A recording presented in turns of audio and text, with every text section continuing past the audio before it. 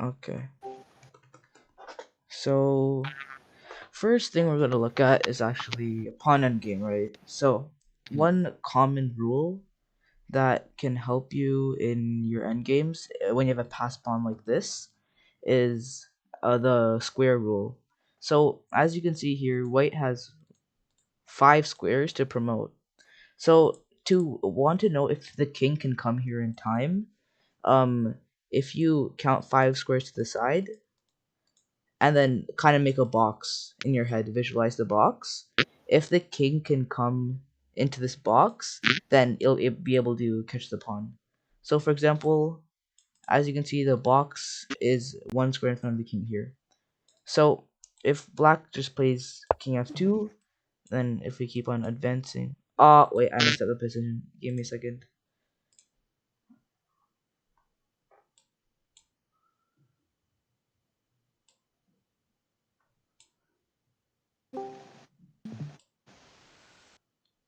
This king doesn't matter, and if we put the king right there, okay. Yeah, as I was saying, the box rule, right? Mm. For and then yeah, If the king, wait, so it's just like 5 squares to 5 squares, just like yeah. as It like the depends where the standard pawn rule. is. Like how many squares to the queening square, and then you count that many squares to the left or Mm. the right, and then to see if the king can catch it. Oh yeah. So here, the king, as I showed you, the king's in the box, right? So the king will be able to. Oh, wait. I think I did something wrong. My bad. The Okay, king is too far. 4, 5, 1, 2, 3, 4, 5. Can you guys hear me? Oh yeah, Yeah, it we should be can. black to move. If it's black to move it, because Is this for the now club? Oh, the square Is this for the is. club meet? Yeah, we can hear you. yeah, then it's gonna be four Yeah, Is squares. this and for the now the club king meet? cannot come into the box, right? Is this for Yeah, the club is MSK. Sorry, who's is speaking? this where the club is supposed to meet? Yeah, Yeah. we're just giving a Okay. lesson right now.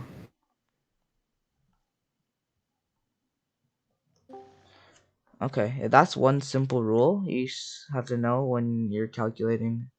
See, if it was Mm. black to move, then he'll be able to get into the box, and he'll Mhm. be able to capture the pawn in time, Okay. and is covering the square. Mm. So that's one simple rule if you don't want to calculate move by move, because usually in endgames you'll have much lower time, you may not have enough time to calculate, so that's one thing. Mm. And another thing with this rule, let me set this board. If we put this pawn back here, then you might think it's in the box, because 7 squares I to... think what you guys are sharing. Sorry? Sorry. How do I see what you're sharing? You just click on my stream. Your stream? Yeah, click like the live button. Yeah, It'll just pop it up. yeah. Okay, yeah, I was also saying there's 7 squares, right? Till the promotion square, and then if you count 7 squares here, you'll make this box. But the thing is, white actually can make 2 moves, right? And now the box is 2 squares closer, so the Hmm. king actually won't be able to reach it, and that's one thing to keep in mind. Just don't be Mm. careful that the pawn can actually move 2 squares in first move. And yeah, that's that. Those are just that's a simple thing you should, if you want to know. Yeah. And now we'll actually be looking at opposition. Do any of you guys know what opposition is, or have heard of it before? What's opposition? So, okay, let me show you. I set up a position real quick.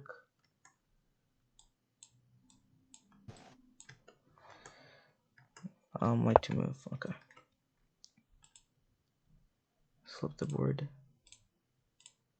Okay. Uh, I need this way to move. There you go. Okay. So opposition is where basically you're opposing the king on your move. So for white, this is opposition, right? So now black cannot push his king up, and you're basically getting a tempo because he either has to push to the side or push to the back. And in these type of king and pawn endgames, you want to get the opposition.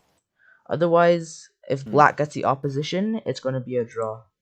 I'll show you. This is an example. So if white plays king d5 here, black can go anywhere except these 3 squares.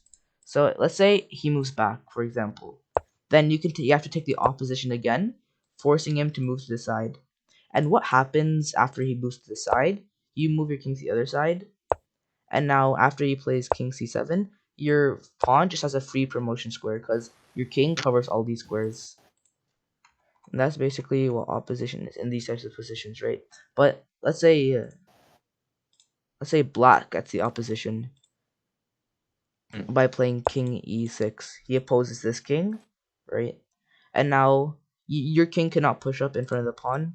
And once you push this pawn, this is going to be dead drawn because the king will always be behind this pawn, and black will always have the opposition. And you want to make sure if black has to play here, because if you give this, you give him the opposition, which don't want to do. So you have to move your king straight back, so you can't give white the opposition here. And once you move to the side, black takes opposition again. So how you draw as black is you want to with opposition, and to win as white, you have to bring your king in front of the pawn and then opposition and move to the side while the king moves to the other side, and then you'll have free promotion. So that's opposition. So you understood that? And these are just basic king upon endgames. Okay, so now we are actually going to look at a certain scenario where opposition actually does not work.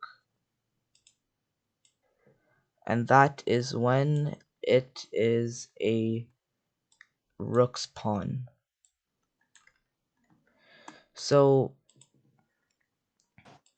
basically a rook's pawn is the pawn on the side files, because as you know, the rooks are starting on the A file and H file. So if the pawn is on A file or H file, opposition won't matter. And this is because once you move to this side, this is the edge of the board. King can't move over there. So if you get opposition here, black can just sit, right? And then here you can't move here anymore. There's no squares over here. So there's really nothing white can do to promote his pawn if it's a rook's pawn.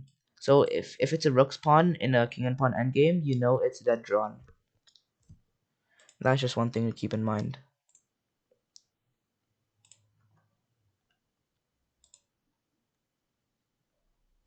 Okay. Now we'll look at another simple endgame thing you need to know is the same thing to do with the rook pawns, but is when the bishop is the wrong color. Okay, let me set this position up.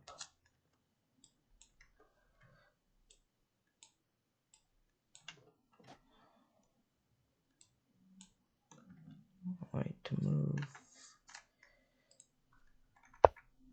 Okay, let's go here.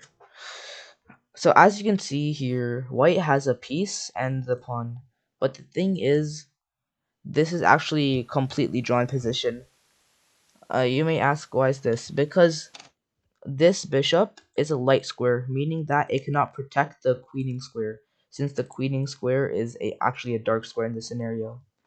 So let's say white tries to play this, right?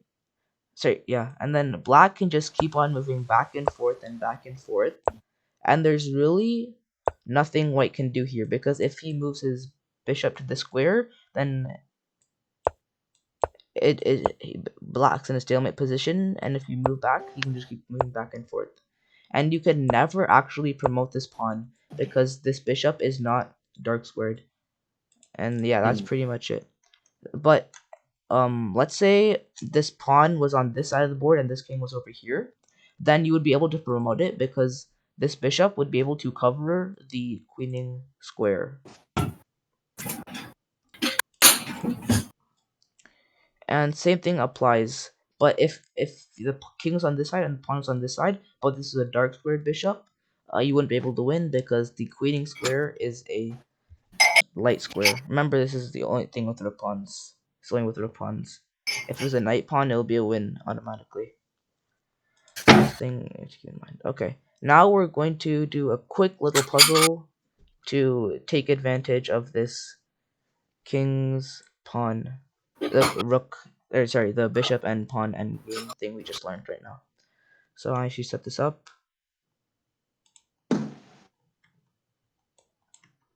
Sorry, this goes here. So we're going to simplify into an endgame that will be completely drawn for white.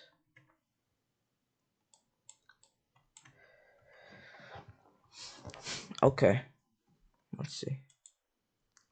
So this is actually for you guys. Do you have any suggestions for white here in this position? As you can see, black is up 2 pawns, but it's actually dead drawn. It's a forced draw, actually. Just remember what I just teach you like 2 seconds ago. So white to move here. Any suggestions?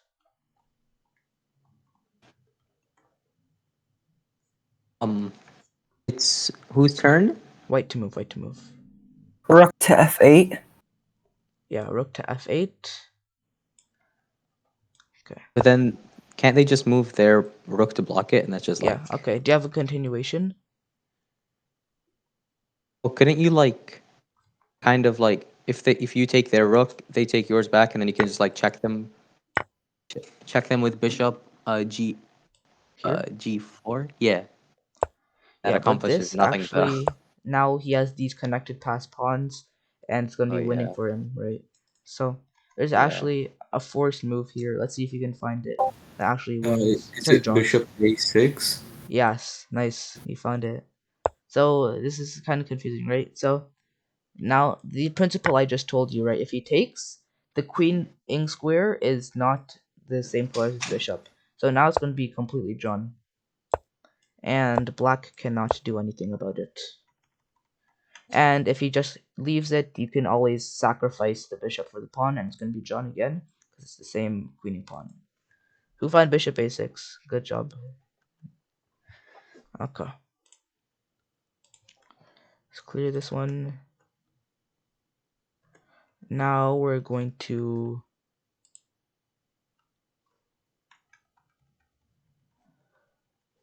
look at, we're going back to opposition. I'm just going to go back to opposition. So, let me just set this position up. Give me a second.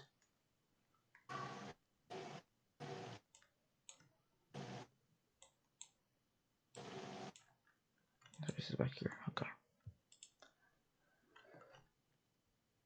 So, it's white to move here, you guys. What would you play as white?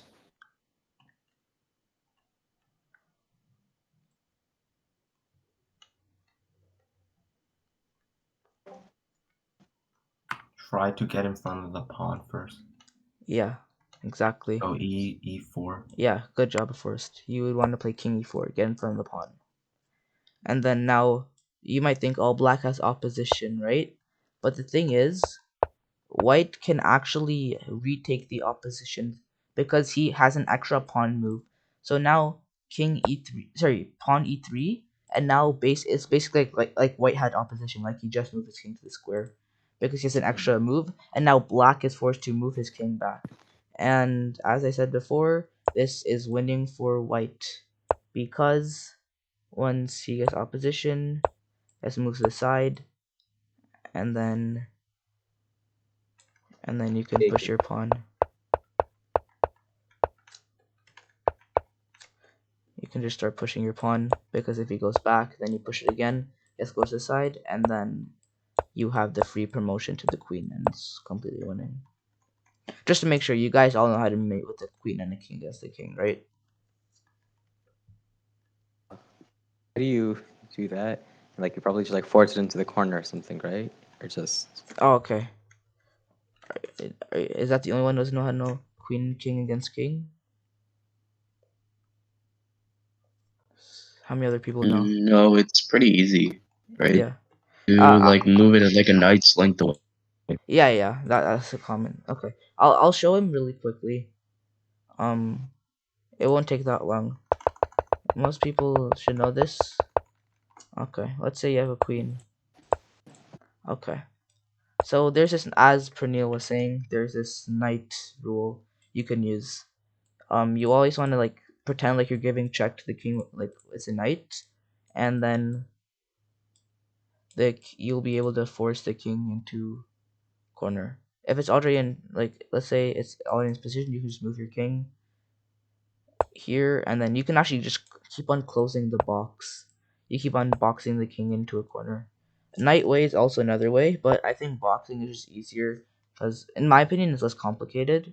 But it's up to you guys. You just try to box the king into the corner, and let's say making random moves, right? You just want to box the king in, keep on boxing it in until you get into its last rank.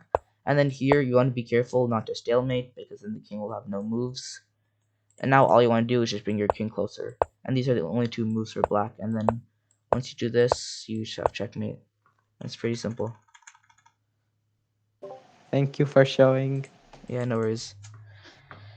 Okay, now we're going to look at a different instead of retaking opposition, we're going to be looking at distant opposition. I don't know how many of you guys have heard of that, but okay. We'll start. Let me set its position. Let's flip the board. Yeah. This pawn is here. This king is here. This king is here. Okay. It's good.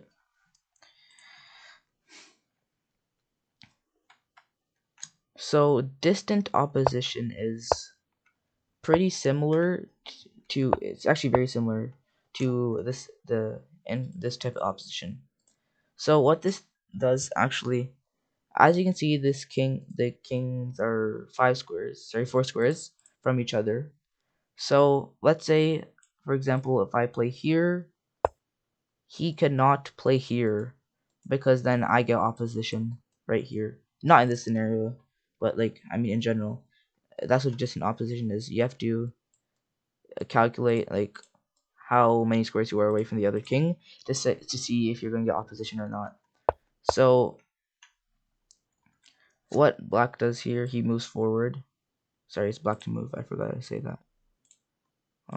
Black to play, and he actually moves forward as his king because he knows that if white moves up, then he's going to get the opposition and it's going to be drawn. But what white wants to do is to keep this distant opposition. Instead of moving it forward like this, giving black opposition, he wants to keep it back here because now if black moves forward, then he will get opposition. So they both have to stay like the 3 squares away from each other because if one moves forward, the other person will get opposition. And if they keep on doing this, then now he has to push up,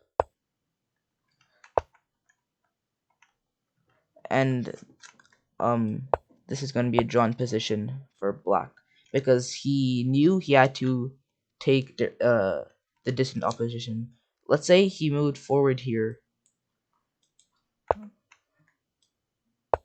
then it would be a different scenario because now white has the opposition and he gets in front of the pawn and then he brings it to the side, allowing the pawn to move forward. And yeah, that's basically just an opposition. You want to keep that in mind. If your kings are 4 squares away from each other, you want to maintain the 3 gap distance and make sure not to move your king forward in those types of positions, and then it's completely drawn. Okay, and that is distant opposition.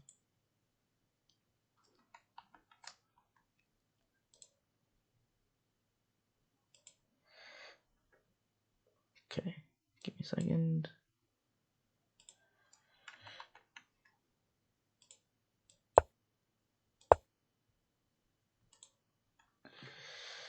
Okay, so do you guys have any questions in those types of positions? I can go over them. Opposition, distant opposition, the wrong colored bishop. Yes, no, no questions. So like there's the old position you had like black and then there were 2 pawns on A and B and then a rook and then we ate the rook and we traded, right? Oh yeah, this, let me put that picture up real quick. I need to remember it. I think my rook was um okay, wait, I need to pull it up. Give me a second. Okay, here it is. Okay. The rook was here, bishop was here, king was here, bishop was here, and rook was here. Okay, yeah, this Right. So did you say like the trade was a bad move? no, the trade is actually how you win this, because you want to simplify into an endgame. Because as you can see, if you don't trade rooks off, keep rooks on the board, and play this move, then it's going to be easy endgame for black because he has two protected pass pawns. So these pass pawns will actually work together to advance themselves to eventually promote. So the solution here was to take advantage of the color of the bishop, trade rooks, and then play this brilliant move, bishop a6, because after he takes, the promotion square is the wrong color, and black cannot win this because it's a rook spawn. What if he doesn't take Right. it? What if he So just moves up? getting rid of the If he rook moves his king also up, gives. No, if he moves his pawn up instead of he taking the cannot move bishop. the pawn because it's actually pinned to the king. Oh, okay. Yeah, nice try though. Yeah, if So it what wasn't, happens?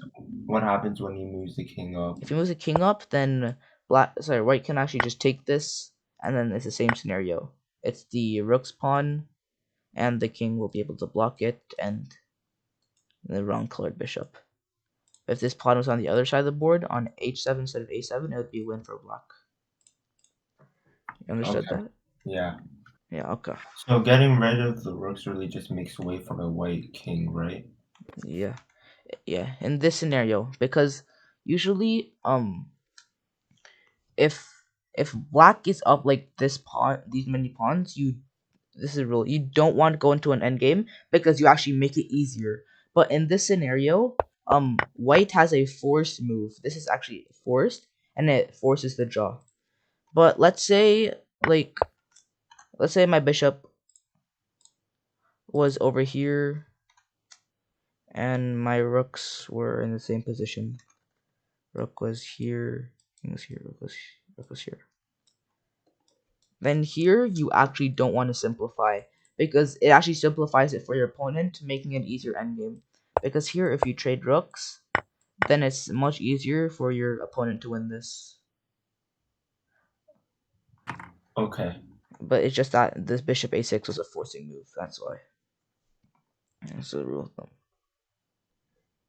And if you're winning and you're up material, you want to trade down everything, simplify into a pawn endgame, and you should be able to convert that pretty easily.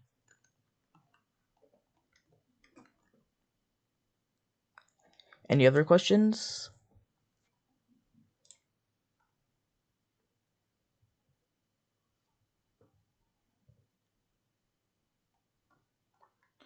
Like, do you have any suggestions for different things you want to learn or you don't know?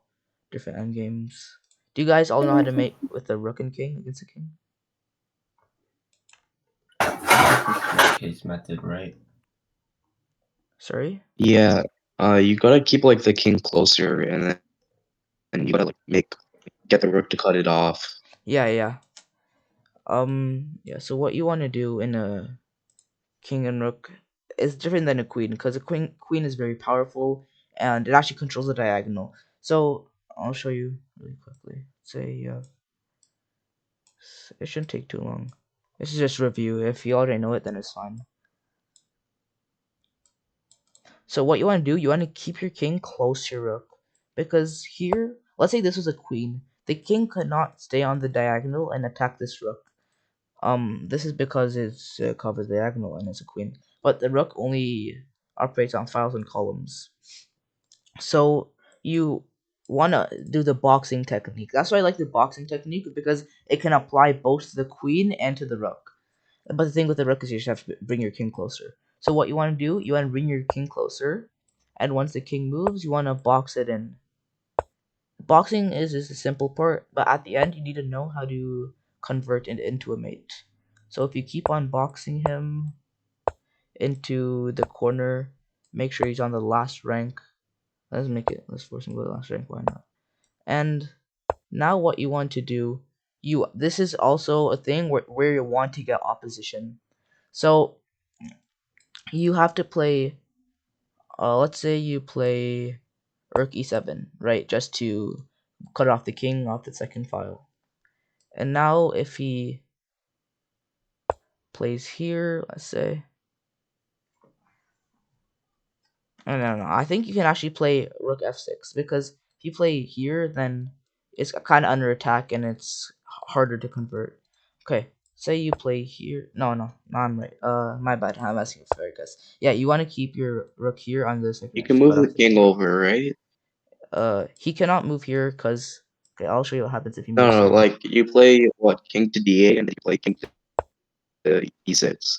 Yeah. He plays king to e6, and then what happens here is you want to try to push the king into a corner. And then you can just keep on doing this, I believe. And then you'll eventually force the king into the corner. And once you do this, you can waste a move and you basically get the opposition, forcing the king going back into the corner and then forcing this mate. Because the only type of way you can mate with the rook is when you have the opposition and your rook is on the last rank checking the king, not allowing the king to go forward. That's pretty much that. So you just want to force the king to the corner, waste a move with your rook, force it into the corner again, and then checkmate. Wouldn't it be faster if you like just like got the rook onto like the opposite side of the board as the opponent king, and then after force opposition that way? Wouldn't that take less moves? Okay, so you mean like something like rook a7 here?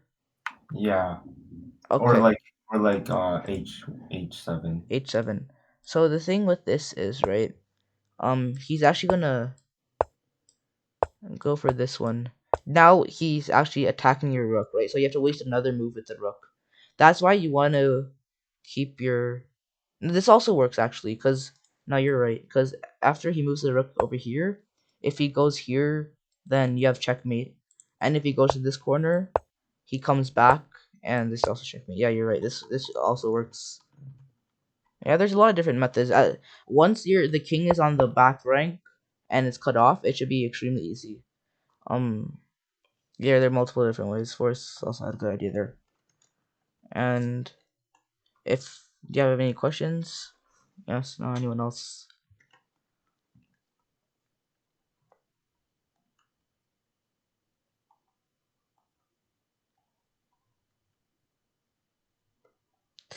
Okay. If no one has any questions, then that should be it for the lesson. Just DM me if you guys need anything or want me to teach anything or tell you anything. I'm always open.